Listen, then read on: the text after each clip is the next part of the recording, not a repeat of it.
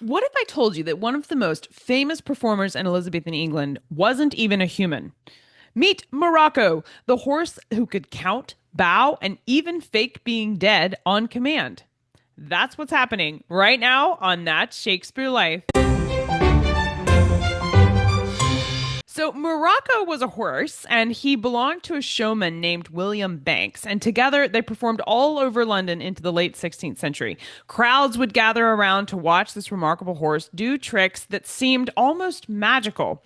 People swore that he could answer questions, climb stairs, and even identify coins. He was such a sensation that Morocco was invited to perform before Queen Elizabeth herself. But here's where it gets a little tricky for Morocco.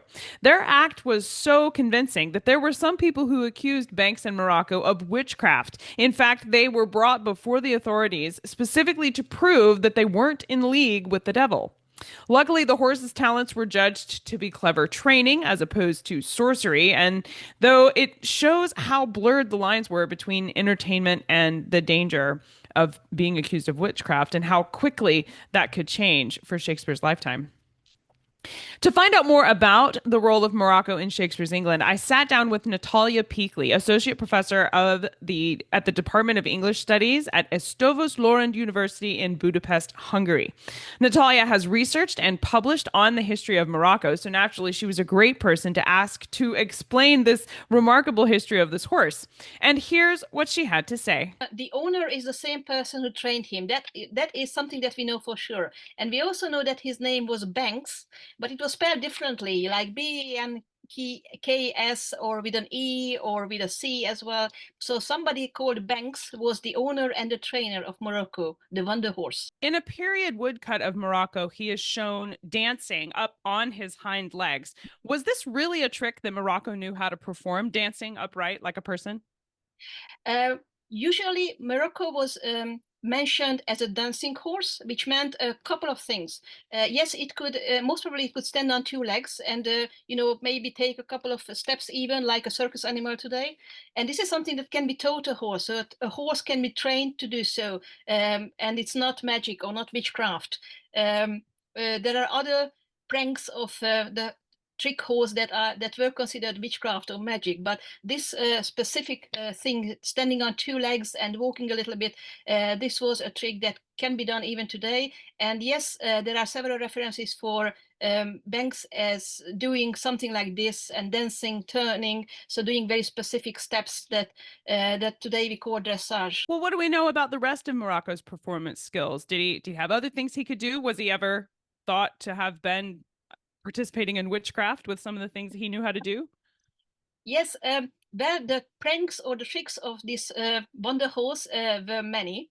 And some of them are legend material, some of them are actual, physical tricks that could be taught. So to put it very simply, the physical feats that Morocco could do, dancing, prancing, taking a couple of steps, that's so far so good. I mean, it can be taught to a horse. But it was also considered he was also considered a kind of an intelligent horse who can tell people apart, who can tell in a crowd who is an honest woman and who is a dishonest woman, a whore, and who can make a difference between a Spanish and an English person in the crowd.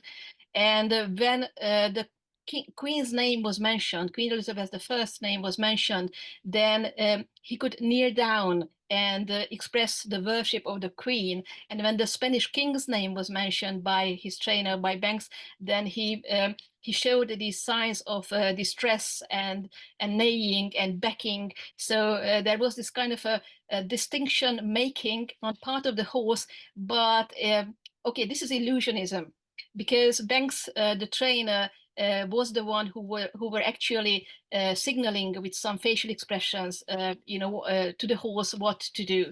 But for the crowd, it was seen as magic and as an intellectual quality, and it went as far as to make the crowd believe that this horse can count, can even tell how many coins are there in a purse of an audience member, and could even convert currency. So when there was a Paris performance, it was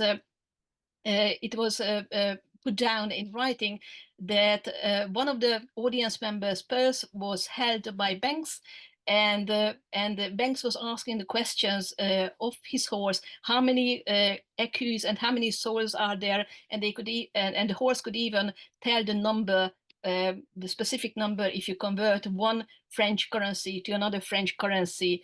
So how many units of money are there?